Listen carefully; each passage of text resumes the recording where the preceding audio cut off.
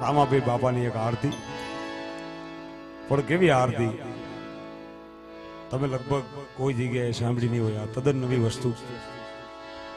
વર્ષો પહેલા આપણે ત્યાં જે રામા મંડળો રમાતા એમાંથી લીધેલી આરતી. ગુજરાતનો એકમાત્ર કલાકાર એ હું, મને એનો લાભ મળ્યો છે. આ આરતી લોકો પ્રેમથી સાંભળે છે, ઘણા લોકોને આરતી ગમે છે.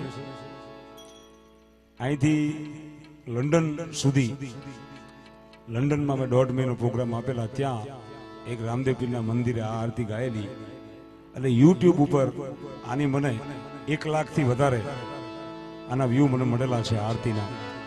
એટલે એ રામાપીરની દયા છે. વસ્તુ જૂની છે પણ માત્ર એમાં ફેરફાર કરી અને મેં આ આરતી બનાવી છે. તમે સાંભળશો, હારે તાળી પાડી અને થોડોક સાથ આપજો તો મને મજા આવશે. જેટલા રામા મંડળના સભ્યો હોય, હા, એ બધા તાળી પાડી અને આ આરતીને બધા વધાવે એ વિનંતી.